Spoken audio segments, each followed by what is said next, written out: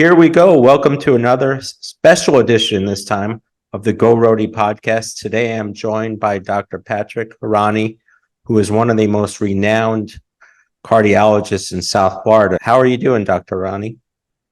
Really good. Thank you for having me. The relationship between you and I is very profound.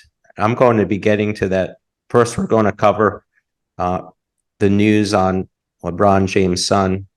And as you know, on Monday, his name is Bronnys. He suffered a cardiac arrest event during basketball practice at USC. Now, the good news, he's out of intensive care and is stable condition. Also, the medical staff was there and they treated him phenomenally. There's some statistics on overall survival for people who have a cardiac arrest. It's actually very low. Some surveys show that only about 20% of people who have a cardiac arrest outside a hospital survive. Wow. And only 10% of the remaining people, of the 20% who do survive, only 10% of those survive with an intact brain function. So overall, it's a very dismal prognosis to face. It's very tough to recover from. That said, though, the survival in athletic venues is better because that's maybe the second best place you can be, as opposed to having a cardiac arrest in a random location like a street. At least an athletic venue has an AED present by government regulation. And I understand today, breaking news, 2 months before he had a screening. And I ask you this, it came out clean, the screening, but what is the purpose of a screening when 2 months later something like this happens? I'm being naive about this, but you would think he did everything right and then he still has cardiac arrest. Yeah, and we'll see what his diagnosis is. I don't believe I've seen in the media yet a definite diagnosis for him. For each type of disorder that can cause cardiac arrest, there's a different effectiveness for screening. Overall screening of athletes is controversial because they catch so few of these events through screening, and because we have to screen so many people to catch one person who will have an event. It's on the order of approximately 0.3% of people who get screened will have some abnormality. And of those, there are some errors in testing that explain that there's actually a lower proportion of those people who actually have a problem. And screening also, it misses the diagnosis sometimes, because what we're talking about with screening is an EKG. That's typically all that a young athlete will get. There are other tests that are available that might be more sensitive, like an ultrasound of the heart called an echocardiogram, but that's not used because the expense on performing echocardiograms on such a vast number of people has been thought to be prohibitive. And there's still debate as to how much screening we should implement, given that you could certainly make an argument that it is worth a large expense to even save one in 100,000 or 1 million. It's not surprising to someone who's familiar with testing that he underwent screening and that it was negative. Still unfortunate, nonetheless, that we don't have 100% accurate screening for these issues. What are your immediate thoughts? He's a 20-year-old, extremely athletic person. And there's been some hunches that people have. One of them I heard was hypertrophic cardiomyopathy. How did I do with that one? Getting better. Okay. You're rubbing off on me, Dr. Hourani. Yeah. Yes, you got the words. It's the most common cause of sudden cardiac arrest in the young is hypertrophic obstructive cardiomyopathy.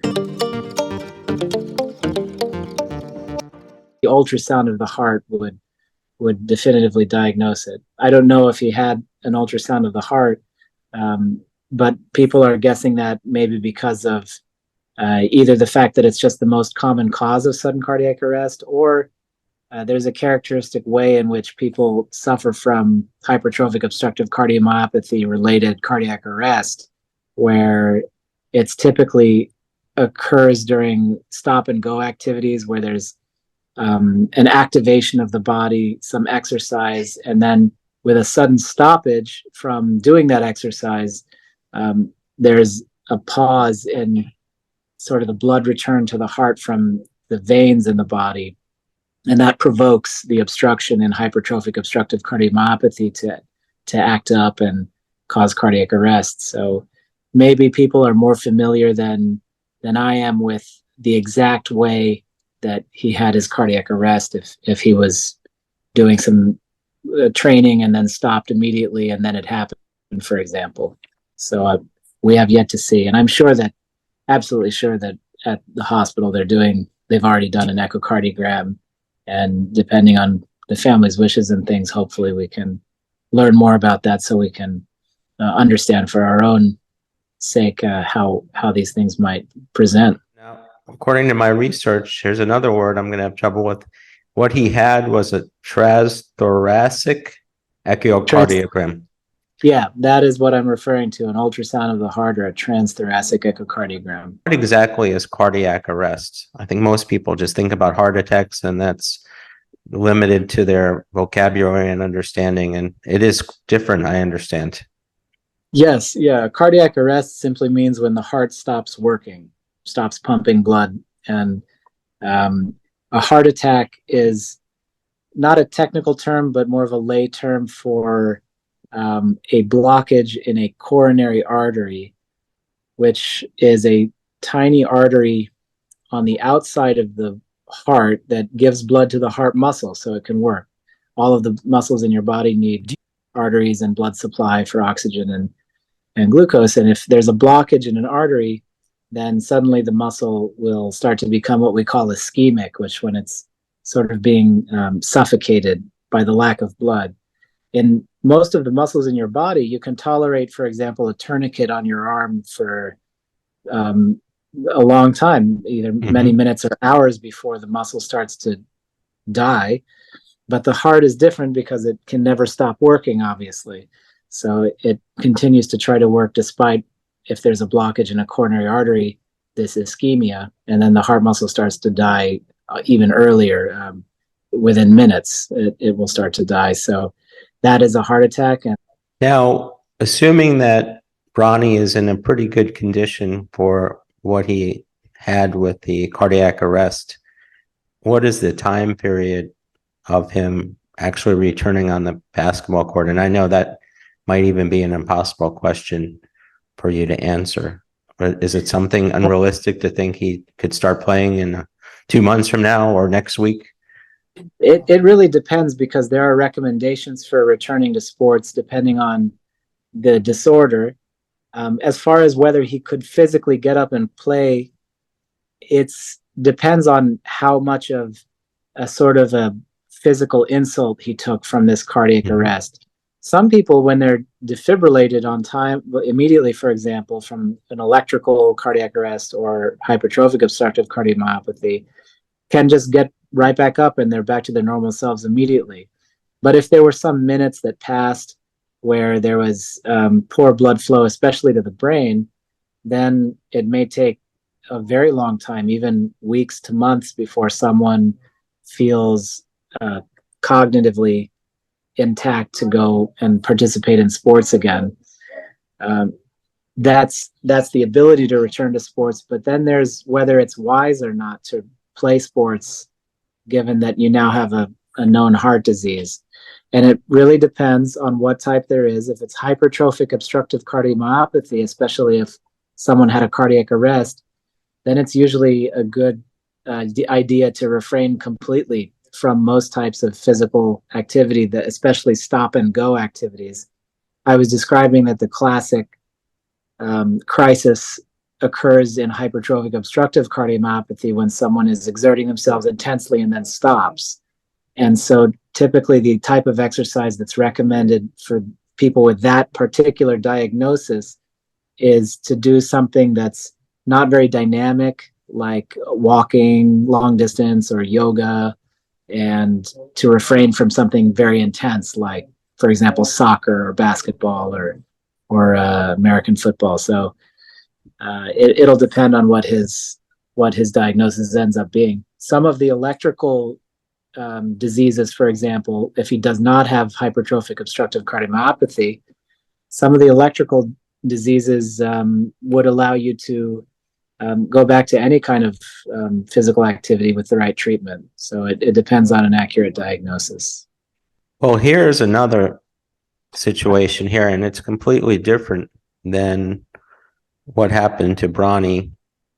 This gentleman, good news is I understand he's going to be playing football again this year for the Buffalo Bills, and he fell to the ground after colliding with an opponent during a primetime game. And this is something that is 1 in 10 million, from what I understand.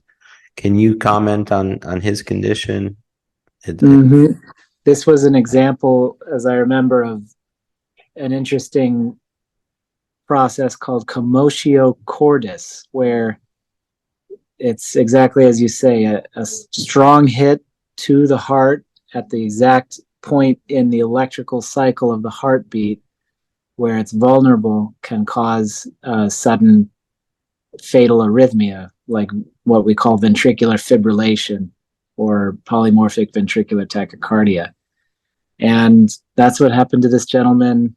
The good news is I understand he was brought back, resuscitated very quickly, and that he'll have a very good return of function. In fact, I read an article that he's now undergoing kind of reevaluation of where he's going to fit on the team and what athletic future he has. But as far as at least survival and living a normal life, it seems like he's made a good recovery as far as what I understand from the news media.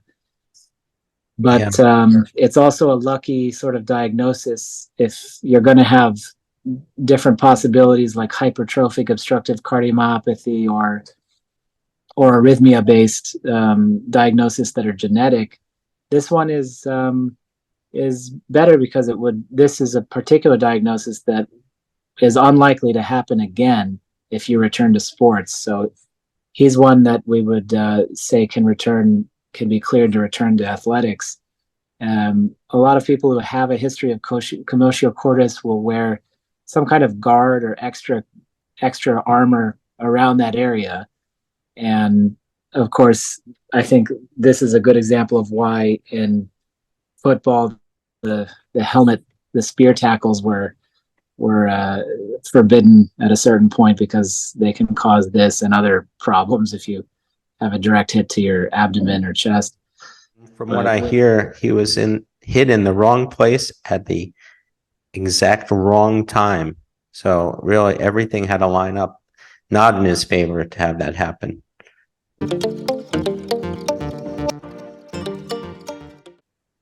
And we did talk about hyperthropic cardiomyopathy.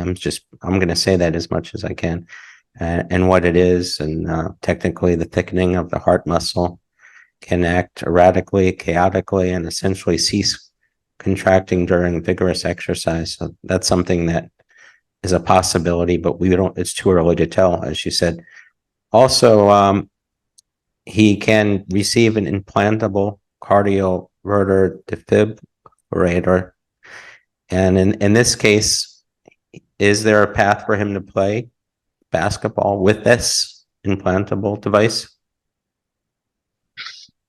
Well, with hypertrophic obstructive cardiomyopathy, it's usually dynamic sports like basketball are not allowed afterward, unfortunately, because it'll provoke again a similar crisis with a cardiac arrest. Having an ICD will protect someone from dying or having a bad consequence from the cardiac arrest, but you would still not want to go through it, and so most people wouldn't return to basketball after something like that. Also, having an ICD in the chest is not ideal for extreme sports with a lot of arm movement and torso movement. that'll put stress on cables and hardware that are implanted. For most people who have ICDs, who are older patients, at least above the age of 50 or 60, who are engaged in more kind of regular physical activity, walking and gym use, they can certainly continue to exercise with an ICD in place. But as far as competitive basketball, that would be very tough, I would imagine. Wow. This is interesting because a player of the year before on the same team, and I will not attempt to pronounce his last name unless you feel like you'd like to, but he had the same thing, cardiac arrest, and they was treated really well. And he's not a LeBron James son, so it happened in July and it wasn't reported until a few months later. And it took about 9 months for him to get back to the game, and he finished. He played the following season, maybe not as many minutes as he wanted, but it was interesting that this took a favorable outcome, and we're hoping for Bronny the same way. But I think people would be in an illusion to think that this could be something that can just be a 1 month recovery.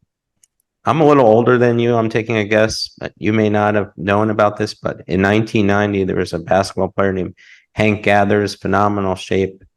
They didn't have the technology then, and he collapsed on the court and he died due to the heart condition. So these type of things, if they happen today, there would be a lot less favorable outcomes than that. Were you familiar with this incident? Or? Yeah. Yes, and that does illustrate that having a defibrillator and knowing how to use it, or really just knowing where it is enough. As I said, they're very user friendly, and so they are clearly marked in airports. They're very noticeable, so you can really save a life even if you have no medical training, if you just follow the directions and can apply one of those AEDs within a minute or so. You can really save someone's entire life. So I've been very quiet about this, but as you know, about 3 years ago, I suffered a heart attack, and it was diagnosed as a mild heart attack. And fortunately, I was on the tennis court, similar to my dad. The emergency vehicle took me over to Mercy Hospital in Coconut Grove, and luckily you were out working that day, and I have to say that you saved my life. I don't want to be too dramatic about that, but that's exactly what happened. So I'd like to talk a little bit about this, mostly because it will help other people in their area to understand heart attacks. And I'm coming clean on this, coming out of the closet with this type of thing. But do you remember that a little bit, that incident that I had? I remember very well. Yeah, meeting you in the emergency department and interviewing you, being impressed with the fact that this occurred with you doing a lot of exercise frequently, a lot of tennis, and that being impressive because, as we know, not doing exercise is the most common situation that leads to disease buildup in people. So when someone is a regular exerciser and still has a heart attack, then it's a little more surprising, and also the outcome can be gratifying as well, because then someone can return to a very active lifestyle with a lot of quality years to live, if they can have their cholesterol targeted and have their diet modified. So for people who exercise regularly, it is kind of a special situation when you see a heart attack in that type of person.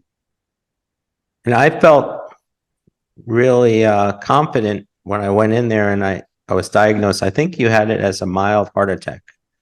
So I was walking around thinking everything was fine. And then I asked you later on, the next procedure was angioplasty the next day. And I pretty much wanted a guarantee that I would be fine. And you wouldn't give me that. I probably asked you 3 or 4 times. So My question is, if it was called a mild heart attack, then it's kind of like doesn't really make sense in a way because it is still very dangerous, but they have a name. The name is mild heart attack, but it's almost like a misnomer. What does that really mean between mild and extreme heart attacks or other types of things? Well, I suppose people can mean different things when they say that a heart attack is mild or severe. It's more of a lay term, but when I say mild versus a large heart attack or a severe heart attack, I'm talking about whether there was a lot of damage to the heart muscle. As I was talking about before, when you have a blockage in a coronary artery, within minutes, at least within hours, there can be death of part of the heart muscle, which can then leave someone with permanent disability from heart failure. When someone's heart isn't functioning appropriately forever, then it can be a lifelong disability. So when I talk to you about your heart attack, I wanted to express by saying mild that there was really virtually no loss of heart function because you came in time. You felt symptoms and you didn't ignore them. You came to the hospital, and we were able to do this. What this picture is an example of a coronary angiogram, and identify the problem. And really, there are a couple of locations, but the more important one is actually at the kind of top left. You see a tube, that's a catheter that's then hooked up into two arteries that are branching from the same point. And the top one, you see it's very thin at the beginning. And then as it comes out towards us and starts to slope down, it becomes more normal again. So that very thin part at the beginning was the blockage, and it was not 100% yet. So you came in time to prevent significant death of the heart muscle that got blood from that coronary artery. You had a tiny bit of damage due to ischemia from playing tennis during having this obstruction, where the heart just needed a little more blood than you could give it through this coronary artery blockage. But we were able to fix that blockage, and now there's no issue with the way your heart functions. And I remember for 2 months thinking that I was doing fine. I came back to see you and I was talking very casually about it. And do you remember you said that I got by a thread? Is that accurate? By even seeing this picture here, that it was either going to go, the catheter was going to go through or not at that time? Yes, that blockage was getting to be critical. So there's a point in that blockage that I would say is more than 90% blocked. And in those cases, Wow. when it gets to be 99, 100%, then it's too late. So it probably would have taken several more days or weeks or maybe even months, but at some point in the near future, that would have become a complete and life-threatening blockage. So that's what I meant by the thread. You also said to just go back hard and play tennis, and it was the summertime and it felt like 100 degrees out there. I was wondering if we could associate Bronny's situation with mine. How come you were able to tell me that? And a lot of my family was not too happy with that, but I did what you said, and I'm still here today. What was the reasoning for that prognosis and direction that you had? Well, after a heart attack, we want to take about 1 week off of physical activity, unless it's, quote, a large heart attack, which in a complete occlusion, we want to take about 2 weeks off. And these time frames can vary, but typically that's all we want to take off, because even in a formal setting, there's something called cardiac rehabilitation, which has been shown to be very effective at getting us back on our feet in terms of our cardiovascular system. So it can be done in a controlled setting, cardiovascular rehabilitation on a treadmill with leads, different weight exercises. And there are multiple institutions that offer that. And you can also just go back to exercise after a week or two, pay close attention to how you feel.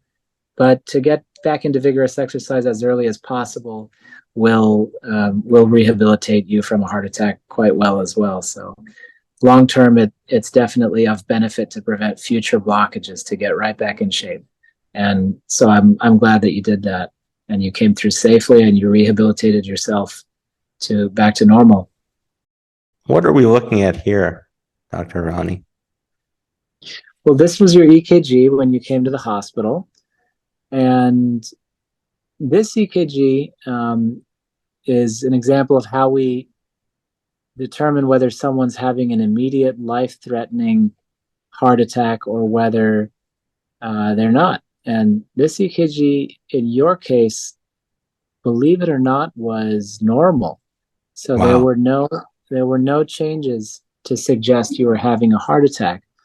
And that's because you suffered the small heart attack earlier in the day during your physical activity, and then it stopped.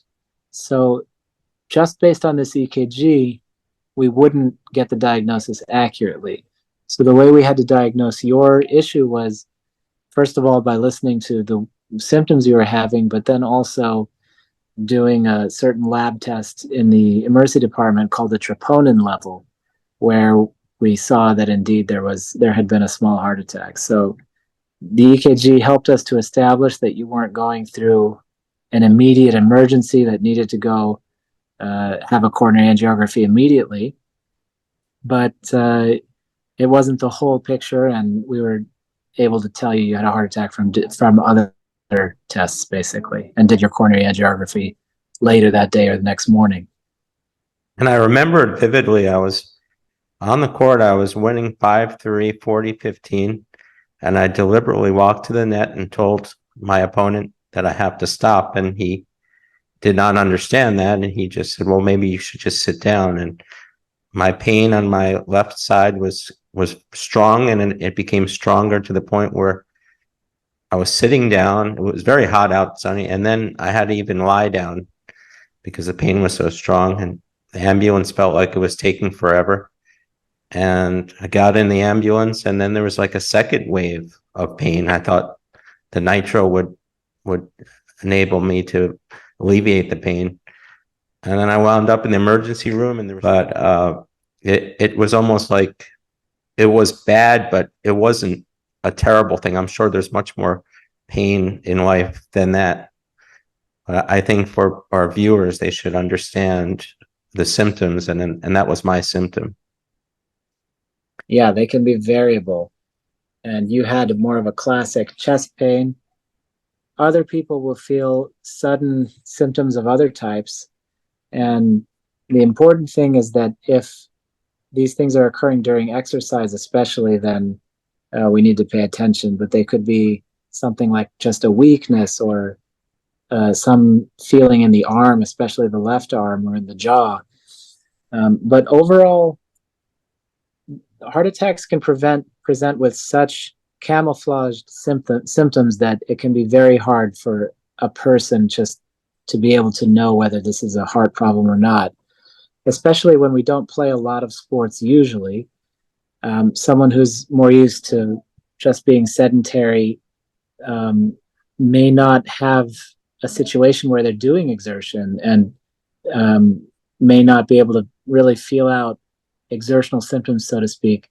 And so I think for people, especially as they get into the higher age group, and especially if they have risk factors like being overweight or having pre-diabetes or diabetes or high blood pressure or having a family history of heart disease, these should prompt someone to probably just be evaluated by a cardiologist to at least be counseled on what to do if they feel certain symptoms, and to have someone to call if they're concerned about something that's been happening every now and then, because sometimes there's a big gap between telling ourselves that we don't have anything wrong with ourselves and going, on the other hand, to an emergency room and disrupting your life for an entire day or two. It can be hard to make that decision as a person. So often counseling with a cardiologist or a primary care doctor is important to be able to make a plan going forward.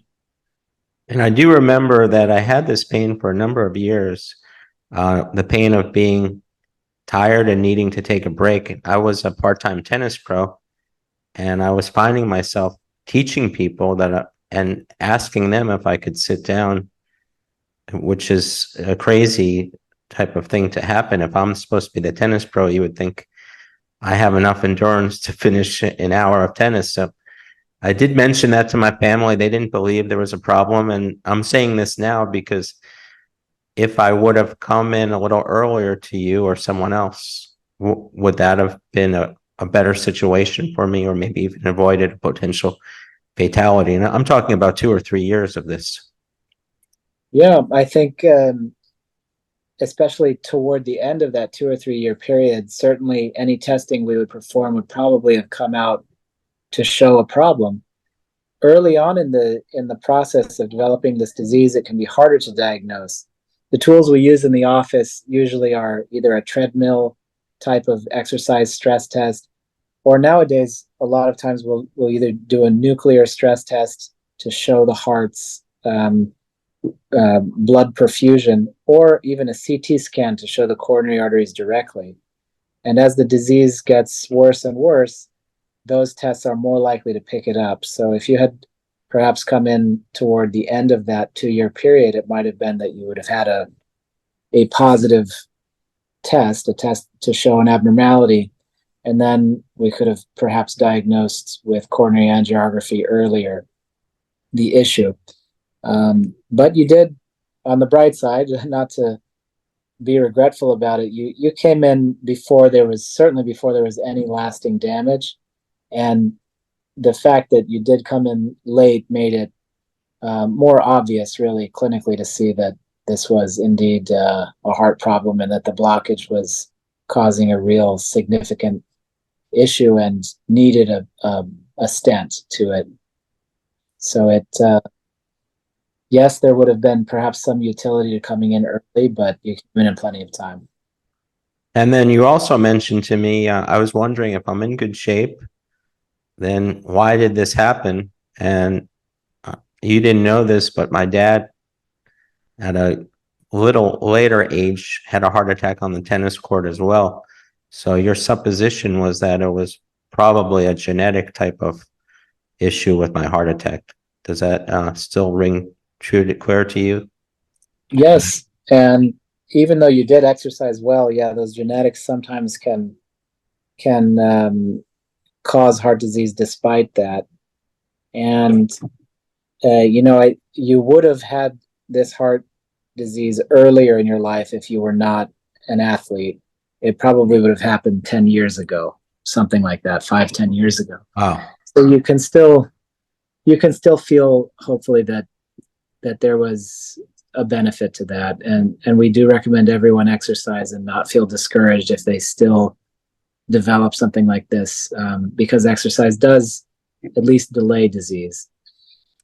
So what we do in order to prevent second issues is to continue to be an avid athlete as much as possible. And additionally, with your doctor, to look at your cholesterol profile and to control it either artificially or with your diet that's, as you say, vegan or low in saturated fat, or the Mediterranean diet, sometimes we also term it, and that hopefully will make up the rest of the way to bridge the gap between your genetics and your lifestyle. Now you have me. I just did a stress test. I asked you once if I should do a stress test, and you answered me, well, if you ask a cardiologist, they'll always say yes. So I kind of delayed it. I thought that was funny.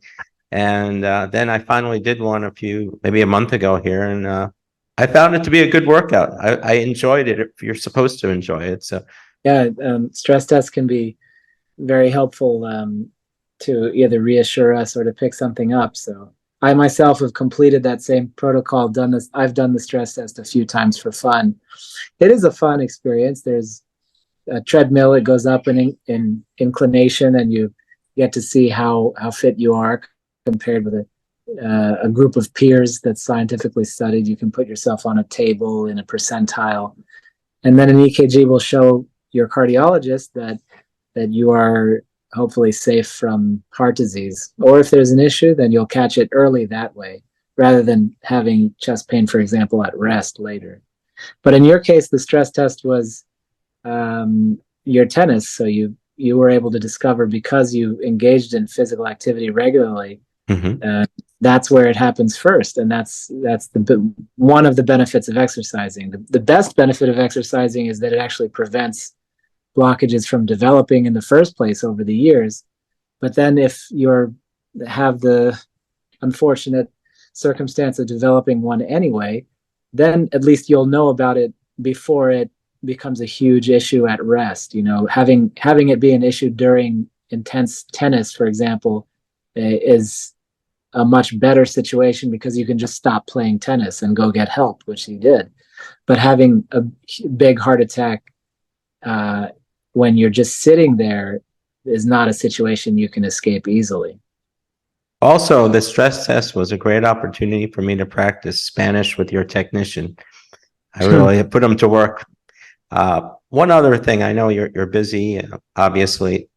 There's a new medication that you're prescribing to me. I'm still anxiously waiting. Can you tell me a little bit about it? You inject it once a month. I guess it's for cholesterol, but you also said that I might see an increase in performance for tennis. Maybe not winning more games, but having the endurance. Yeah. I'd like to hear about that. You know, athletes also are in a position of, if they need to control their cholesterol, because if an athlete has a genetic predisposition to heart disease, like you do, then historically relied on a group of medications called statins. And statins were life-saving for many decades for many people. However, they have the unfortunate side effect of sometimes causing some muscle pain, and that's actually pretty common.